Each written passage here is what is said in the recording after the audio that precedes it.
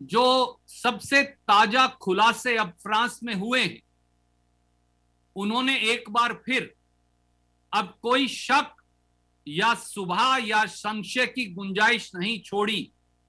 प्रथम दृष्टि से राफेल एयरक्राफ्ट सौदे में भ्रष्टाचार साबित है, सामने है। जो कांग्रेस पार्टी और श्री राहुल गांधी कहते रहे हैं, वो प्रथम दृष्टि से आज साबित हो गया। तीन पहलू मैं आपके समक्ष रखूंगा। सबसे पहले 14 जून 2021 को फ्रांस के पब्लिक प्रोसिक्यूशन सर्विस पीएनएफ ने राफेल कागजात की में भ्रष्टाचार, क्रोनी कैपिटलिज्म,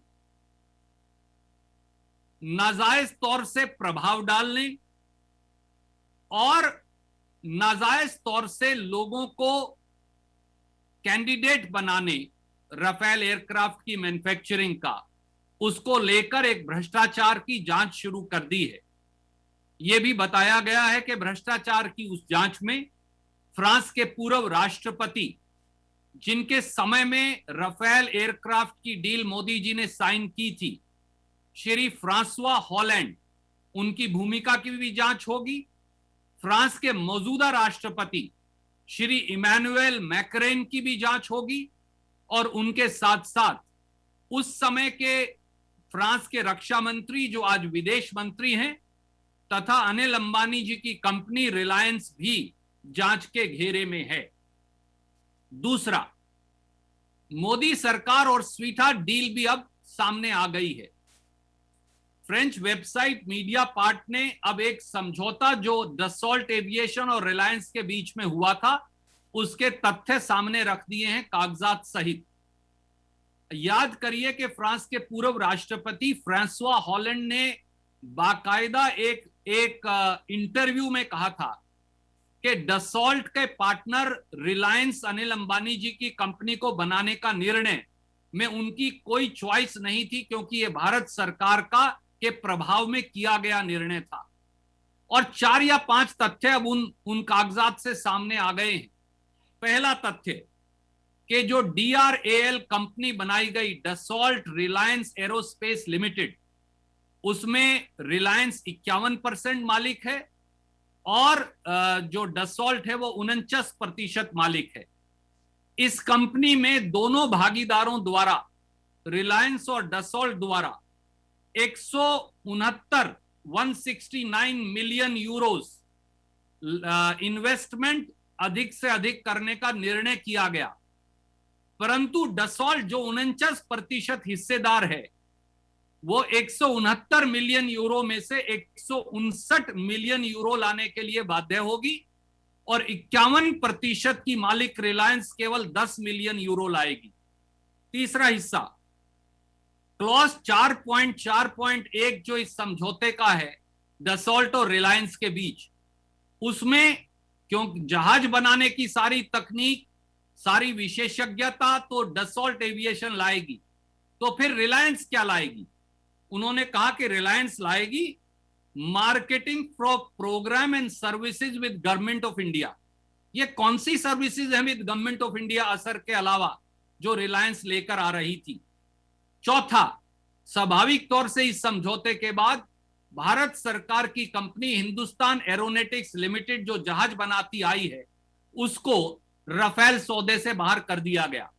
और पांचवी बात बड़ी रुचिकर है, 25 मार्च 2015 को डसॉल्ट के सीईओ एरिक ट्रैपियर बेंगलोर आते हैं और भारतीय वायुसेना के प्रमुख और HAL के प्रमुख की मौजूदगी में डसॉल्ट और HAL के समझौते की पुष्टि करते हैं। पर 24 घंटे में ही 26 मार्च 2015 को डसॉल्ट एविएशन अनिल अंबानी जी की कंपनी रिलायंस इंफ्रा से अपना नया एग्रीमेंट MOU का साइन कर लेती है। ये 15 दिन पहले है, 10 अप्रैल 2015 से, जब मोदी जी यकायक फ्रांस गए और बगैर किसी को बताए $7.8 बिलियन के 36 राफेल एयरक्राफ्ट खरीदने का निर्णय कर दिया। और साथियों, इसके साथ साथ आपको याद होगा कि हमारे डिफेंस प्रोक्योरमेंट प्रोसीजर में मैंडेटरी शर्त है कि किसी रक्षा सौदे में ना कोई बिचौलिया हो सकता, ना भ्रष्टाचार हो सकता, ना कमीशन दिया जा सकता। और जब 36 एयरक्राफ्ट का सौदा हुआ तो हमारे रक्षा मंत्रालय ने कहा कि ये एंटी करप्शन क्लॉज रखना अनिवार्य है, परंतु फ्रेंच सरकार और डसॉल्ट ने कहा कि हम ये एंटी करप्शन क्लॉज नहीं रखेंगे। और सितंबर 2016 में भारत सरकार, मोदी सरकार ने ये मान लिया। अब इन सारे खुलासों के बाद इन भ्रष्टाचार विरोधी क्लॉजेस को हटा देना और ज्यादा पूरे मामले को संदेह के घेरे में ले आता है। इसलिए सवाल बड़ा सीधा है कि अब भ्रष्टाचार की परतें खुल चुकी हैं। प्रथम दृष्टि से रफेल स्कैम सामने है, रफेल में भ्रष्टाचार सामने है, सरकारी खजाने को चूना लगाना सामने है और देश हित का विरोध करना या देशद्रोह सामने है। तो ऐसे में क्या प्रधानमंत्री आदरणीय मोदी जी सामने आकर अब रफेल घोटाले की जेपीसी जांच करवाएंगे? सवाल इतना ही है। कोई प्रश्न आप पूछना चाहें तो स्वागत है। जी धन्यवाद सर। मैं प्रश्न आमंत्रित करता हूं, कृपया करके इंगित करें। रणदीप जी, मैं सवाल पूछना चाहता हूं। रमन न्यूज 24, ये एक बड़ा खुलासा हुआ है जिस को लेकर सरकार की हमेशा भूमिका रही कि पारदर्शी तरीके से इस पूरी घटनाक्रम को सामने नहीं लाना है, और सरकार ने दबाव मीडिया के ऊपर भी बनाया कि मीडिया इसे बहुत ज्यादा पब्लिश ना करे, इसे टीवी पे ना दिखाए। लेकिन इस तथ्य के बाद आपको लगता है भी आपके साथ आएंगे और सरकार पर दबाव बनेगा और आने वाले संसद के सत्र में भी ये एक बड़ा मुद्दा होगा? आदरणीय मित्र, ये कांग्रेस बनाम भाजपा का मुद्दा है ही नहीं। ये मुद्दा इस देश की राष्ट्रीय सुरक्षा से जुड़ा है। ये मुद्दा खजाने को लूटकर चूना लगाने से जुड़ा है। ये मुद्दा रफेल सौदे में भ्रष्टाचार से जुड़ा है। रफेल जहाज एक अच्छा जहाज है जिसकी खरीद कांग्रेस सरकार कर रही थी बहुत कम रेट पर, उसको कई गुना रेट पर खरीदा गया। और जब कांग्रेस पार्टी और कांग्रेस के पूर्व अध्यक्ष श्री राहुल गांधी जी ने यह मामला बार बार उठाया तो सरकार ने बजाय जवाब देने के उपहास और मजाक उड़ाया। हम अदालत में नहीं गए क्योंकि हमारा मानना था कि अदालत इसका निर्णय नहीं कर सकती, जेपीसी ही कर सकती है, क्योंकि इसमें एविडेंस की, कागजात देखने की और जरूरत पड़े तो प्रधानमंत्री को भी गवाही के लिए पेश करने की जरूरत है। इसलिए इस सारे मामले को लेकर अब फ्रांस की सरकार में फ्रांस की जो पब्लिक प्रोसिक्यूशन एजेंसी है, जब उन्होंने ही प्रथम दृष्टि से भ्रष्टाचार स्वीकार कर लिया, जब उन्होंने ही प्रथम दृष्टि से यह स्वीकार कर लिया कि गड़बड़ झाला और घोटाला है, जब उन्होंने ही एक जज बिठाकर पूरे मामले की जांच शुरू कर दी जिसमें उनके एक मौजूदा राष्ट्रपति और एक पूर्व राष्ट्रपति जांच के घेरे में आ गए, तो मुझे बताइए, जिस देश में यानी हमारे देश में जहां यह घोटाला असली में हुआ, क्या वहां जेपीसी की जांच नहीं होनी चाहिए? जांच अवश्य होनी चाहिए। और मीडिया के साथी हों या दूसरे साथी हों, जो जो इस पूरे मामले को आप पटाक्षेप कर रहे थे या इसको दबाने की कोशिश कर रहे थे, मैं उनसे भी बड़ा विनम्र हाथ जोड़कर अनुरोध करूंगा कि यह राष्ट्रहित का मामला है। ये उन लोगों के खिलाफ मामला है जो देश के खजाने को चूना लगाकर अपनी जेबें भर रहे हैं। और इसमें कौन दोषी है, कैसे कैसे घोटाला हुआ, किस किस ने किया, सरकार में बैठे किन किन सफेद पोशों की भूमिका है, ये सारी खुलकर सामने आनी चाहिए और जेपीसी प्रोब होनी चाहिए। धन्यवाद। Thank you. अगला सवाल सर आनंद पटेल जी, इंडिया टुडे से। आनंद। नमस्कार आनंद। Good afternoon, sir. The Congress party has been raising this issue right since before 2014 also. But the thing is, the government has time and again denied and declined your requests and demands for a JPC. Now, in the light of fresh probe by the French authorities, it's a judicial probe, would the Congress party approach the Supreme Court yet again in the light of the fresh revelations? I request a response in Hindi and English, sir, both. Thank you. You asked two questions, so let me answer them one by one.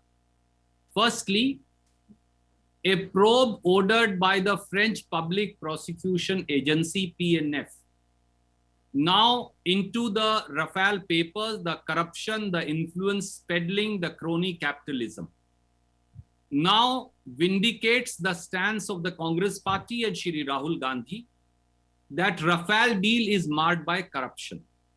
The aircraft is an excellent aircraft, which was being purchased with transfer of technology by the UPA Congress regime. But this government reduced the number of aircrafts from 126 to 36, undid the transfer of technology, which was to come to the PSU HAL, and bought the aircraft at a much, much higher price. Also, there were sweetheart deals vis-a-vis their crony capitalists.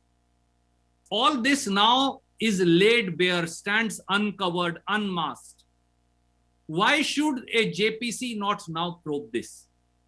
For a JPC will be able to have witnesses, will be able to have access to all the government files which the Supreme Court or the CVC never could see, will be able to ask probing questions like a civil court, will be able to punish somebody for lying, and will be able to summon the Prime Minister, the Defense Minister, the Defense Ministry officials, and anybody else that it wants to. For a JPC is the only way forward. We have said from day one, that's why Congress party never went to the court.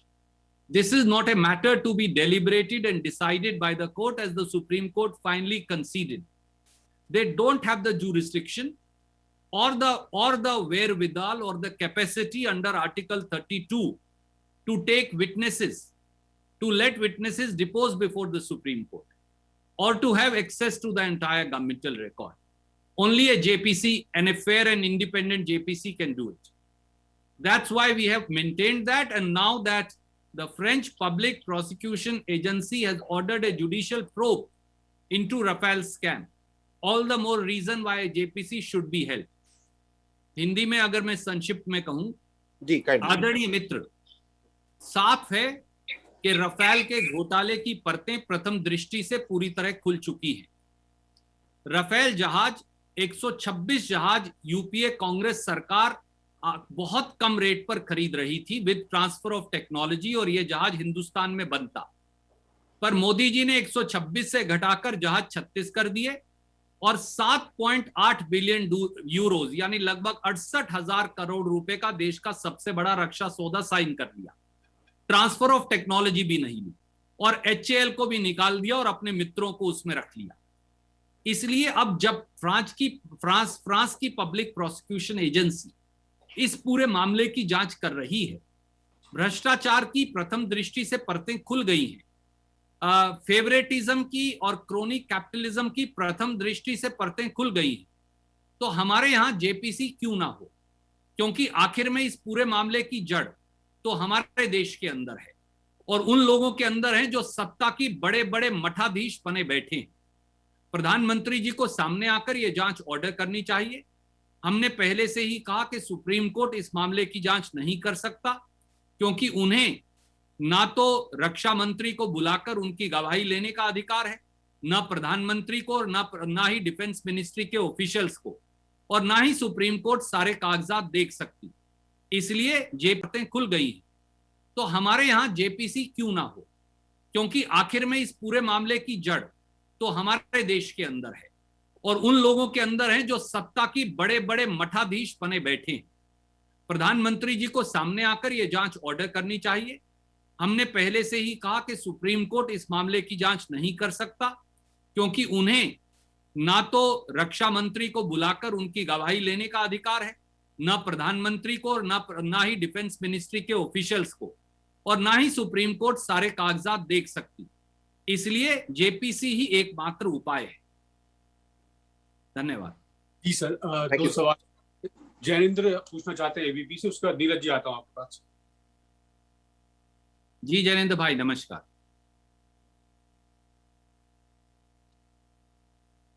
Jainendra जी सवाल पूछिए। मेरे ख्याल से आवाज नहीं आ रही है उनकी।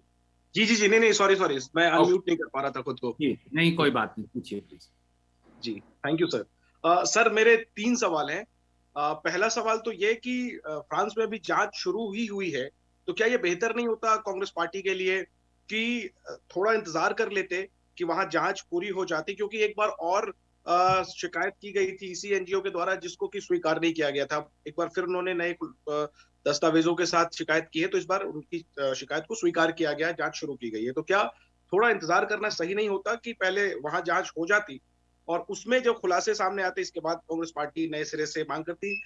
क्योंकि सुप्रीम कोर्ट इस मामले में सरकार को इस खरीद को क्लीन चिट दे चुकी है, तो क्या कांग्रेस को अपने देश के सुप्रीम कोर्ट के दिए हुए फैसले पर भरोसा नहीं है कि विदेश में एक शिकायत हुई, उसकी जांच शुरू हुई, तो आपने फिर से जो पहले आप लोग मांग करते रहे हैं वो मांग आप दोहरा रहे? और एक सवाल और ये है जो रमन सर ने भी पूछा कि क्या आने वाले संसद सत्र में कांग्रेस जेपीसी की मांग करेगी? Thank you sir. आदरणीय मित्र, आपने 3 महत्वपूर्ण सवाल पूछे। नंबर 1, भारत सरकार, प्रधानमंत्री मोदी जी और भारतीय जनता पार्टी के नेता तो लगातार, और कुछ उनके मित्र चैनल भी और मीडिया के कुछ साथियों ने बड़ा साहस दिखाया और कुछ साथियों ने केवल सरकारी वर्जन दिया।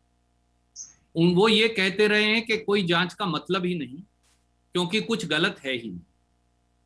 अब जिस मुल्क ने हमें जहाज बेचे हैं वहां की पब्लिक प्रोसिक्यूशन एजेंसी ने प्रथम दृष्टि से यह स्वीकार लिया कि हां, भ्रष्टाचार है, गड़बड़ झाला है, घोटाला है, और वो अपने खुद के पूर्व प्रधानमंत्री और मौजूदा राष्ट्रपति और पूर्व राष्ट्रपति दोनों की भूमिका, उनकी भी जांच कर रहे हैं।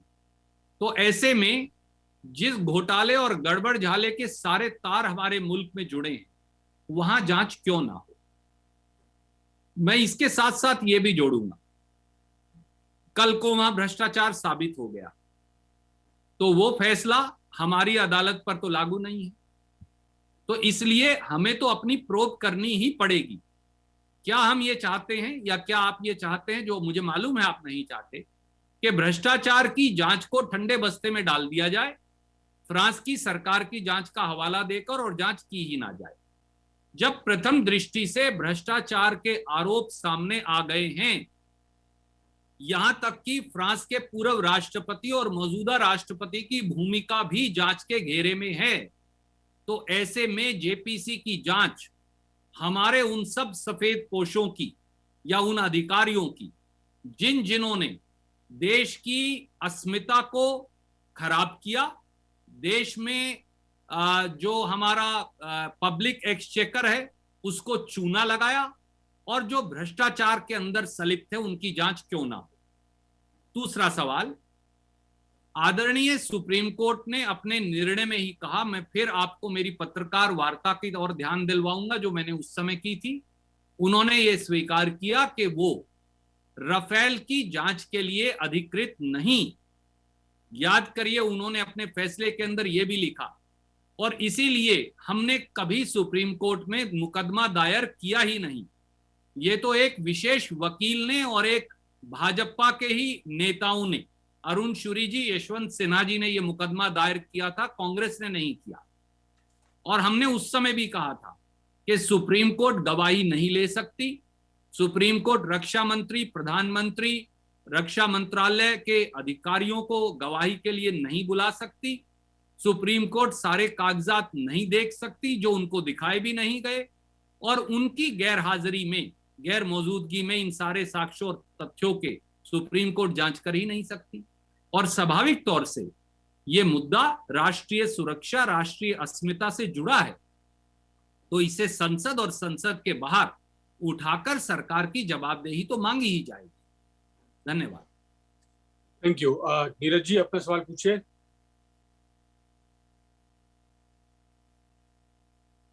अनम्यूट करिए नीरज।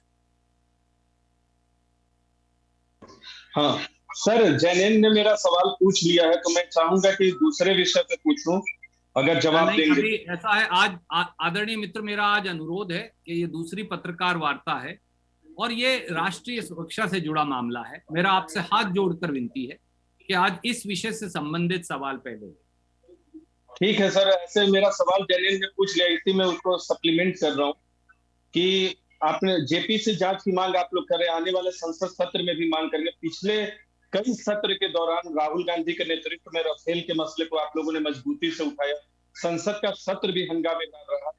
तो क्या इस बार भी, जबकि 19 जुलाई से संसद का सत्र शुरू होने वाला है, जेपीसी जांच की मांग सरकार माने या ना माने, ये तो सरकार पे निर्भर करता है। आप लोग की मुहिम उसी तरह से होगी जैसे पहले रही है संसद के अंदर? आदरणीय मित्र, ये कांग्रेस बनाम भाजपा का मामला नहीं, ये राष्ट्रीय सुरक्षा का मामला है। और जब प्रथम दृष्टि से भ्रष्टाचार सामने है तो भाजपाई नेता और प्रधानमंत्री जांच से क्यों बचना चाहेंगे? अगर दाल में काला है या पूरी दाल काली है फिर तो जांच नहीं होगी, और अगर दाल काली नहीं है और दाल में काला नहीं है तो फिर जब इतने स्पष्ट तौर से प्रथम दृष्टि के भ्रष्टाचार के आरोप सामने हैं तो जांच क्यों ना हो? एक पत्रकार के तौर पर मैं आपसे भी ये प्रश्न पूछता हूं, एक भारतीय के तौर पर भी। भारत का जो रक्षा सौदा है उसके अंदर भ्रष्टाचार, मिडलमैन यानी बिचौलिया या हेराफेरी, इस पर बाकायदा प्रतिबंध है और इसकी बड़ी कड़ी सजा है जेल की सलाखों के पीछे जाने की। जब प्रथम दृष्टि से भ्रष्टाचार सामने है तो मोदी जी या भारतीय जनता पार्टी के नेता वो जेपीसी जांच क्यों नहीं करवाते? बात सीधी इतनी है। धन्यवाद। Thank you sir. Samiya ji हैं और उसके बाद सिद्धार्थ भी हैं। Samiya. Sir, I wanted to ask you, in April this year, when you held a press conference saying that 1.1 million euros was paid to a middleman, the Law Minister Ravi Shankar Prasad had said that these allegations are completely baseless. And he also went on to say there's a need to factor in the corporate rivalry that takes place in France. Do you think there is any merit in it? And secondly, sir, do you think that there's a need to build up a cohesive opposition parties coming together demanding for a JPC ahead of the parliament? Parliament session, and if the buck stops with the Prime Minister's office itself? You ask actually two questions. I think one should tell Shri Ravi Shankar Prasad that little knowledge is a dangerous thing. Can he tell who in France makes fighter aircrafts other than Dassault Aviation of this type? The answer is nobody else makes. Then where is the corporate rivalry? And if he's referring to the Eurofighter, let me remind you that Eurofighter had written to Prime Minister and the then Defense Minister saying they are ready to reduce prices by 20%. Any sane government should have reweighed everything and should have asked Dassault also to reduce prices in an equivalent fashion. Having said that, I will only like to point out today, the simple issue is the French Public Prosecution Agency has ordered a corruption probe, a influence peddling probe into Rafale papers. They are also probing their own former president and perhaps the current president. Why should Government of India, in light of these prima facie allegations of corruptions now being judicially investigated in France, not conduct a JPC? And as I said, this is not a Congress versus BJP or a opposition versus ruling party issue. This is a national security issue. Any sane Indians interested in the issue of national security and protecting our public exchequer and ensuring that all defense deals, particularly India's biggest defense deal, is transparent, is accountable, and is free from any corruption, needs to demand that government comes clean on the issue and there is a JPC probe wherein all such facets, all such matters, all such documents, records, notings, everything is probed properly. Thank you. Thank you. Last question, Siddharth ji. Sir नमस्कार। नमस्कार सिद्धार्थ जी। Sir मेरा सवाल ये है कि आप जांच की बात कर रहे हैं, जेपीसी की मांग कर रहे हैं, लेकिन बीजेपी और या रूलिंग गवर्नमेंट हमेशा ये कहती आई है कि जांच इससे भी बड़ी अदालत जो कि जनता की अदालत है वहां पर हो चुकी है और जनता का मैंडेट जो है वो प्रधानमंत्री मोदी के साथ है। जनता का मैंडेट या जो है उनके पक्ष में है और जनता इसको किसी भी तरीके से गलत नहीं मानती। चुनावों के नतीजे ये बताते हैं। इस परिप्रेक्ष्य को कैसे देखते हैं आप? आदरणीय साथी, मैं एक आपको सबसे ताजा उदाहरण दूं। प्रधानमंत्री माननीय नरेंद्र मोदी जी ने स्वयं की और पूरी सरकार की प्रतिष्ठा पश्चिम बंगाल के चुनाव में लगा दी। वो चुनाव वो हार गए, तो क्या प्रधानमंत्री जी को जनता का मैंडेट मानकर इस्तीफा दे देना चाहिए, क्योंकि वहां तो कैंडिडेट वो स्वयं थे। आदरणीय मित्र, चुनाव एक चीज है, पर चुनाव के साथ साथ पारदर्शिता, जवाबदेही और भ्रष्टाचार रहित शासन, ये हमारे संविधान की परिपाटी है, जो पंडित नेहरू, बाबा साहब अंबेडकर, सरदार पटेल, डॉक्टर राजेंद्र प्रसाद, मौलाना अब्दुल कलाम आजाद और स्वतंत्रता सेनानियों ने बनाया। इसलिए जब प्रथम दृष्टि से फ्रांस में भ्रष्टाचार के आरोप सामने आ गए हैं, तो यहां जेपीसी की प्रोब क्यों ना हो? इसका विधानसभा या लोकसभा के चुनाव से क्या जुड़ाव हो सकता है? क्या आप ये कह सकते हैं कि कोई व्यक्ति अगर मुख्यमंत्री चुना गया या अमुक प्रांत में सरकार चुनी गई, तो क्या आप ये कह सकते हैं कि फिर उन्हें भ्रष्टाचार करने का लाइसेंस मिल गया कि वो पूरे प्रांत या देश को बेच खाएं? मुझे विश्वास है कि आप ये कदापि नहीं कहेंगे। इसलिए जनता का मैंडेट होता है सरकार बनाने और चलाने के लिए, भ्रष्टाचार करने के लिए जनता का मैंडेट नहीं होता। नमस्कार, मैं हूं मानक गुप्ता।